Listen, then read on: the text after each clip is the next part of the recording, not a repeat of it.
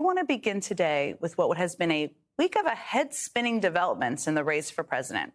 Because no matter how long Nikki Haley stays in this race, this week will mark the start of the general election. Because this week, the frame of how Joe Biden and Donald Trump will make their case to the American people started to really take shape. It is spectacle versus substance. Chaos, as Nikki Haley would put it and has put it a number of times, versus normalcy. The thing is one of those things may be more exciting, more headline grabbing, but the other is actually more focused on what the majority of the American public care about.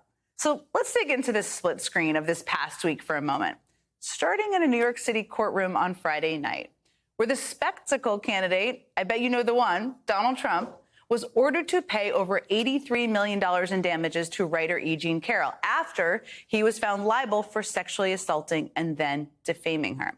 Now, before I go any further, we just need to pause on what exactly that means. The leading candidate for the Republican nomination, who will win the nomination barring something crazy happen, who had already been found liable for sexually assaulting a woman in a dressing room, has spent the last several months continuing to relentlessly attack her story, her credibility, and her character. And this judgment was decided by a jury made up of 9 ordinary citizens. We've all gotten those notices in the mail.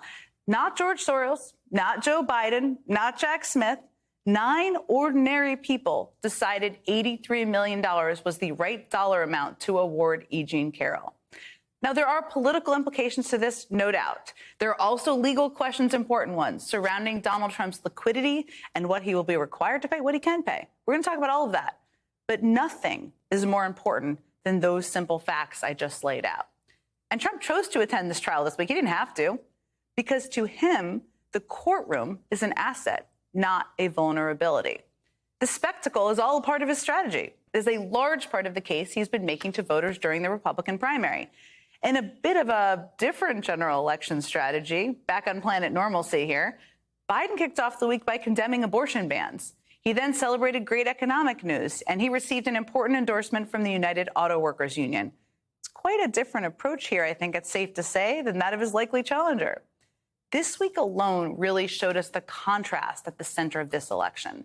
On one side, there is the chaos theory, turning the courtroom into a campaign, revving up the worst instincts of the Republican base by playing the victim card when you are attacking the women you assaulted, telling people that the system is broken and that you are the only one who can fight it.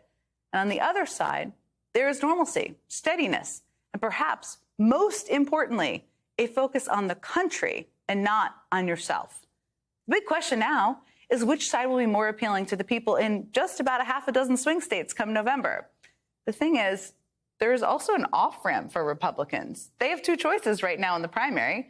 They could nominate a conservative former governor and former UN ambassador who happens to be a woman, or the guy who is liable for sexual assault, liable for defamation, liable for fraud, and is still facing 4 criminal indictments and 91 felony counts.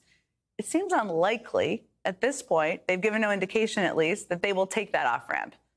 But if they don't, the challenge is that this strategy, based on chaos in the courtroom and echoing Adolf Hitler at every chance he gets, may not be as appealing to the broader electorate of voters Trump would need to land himself back in the Oval Office.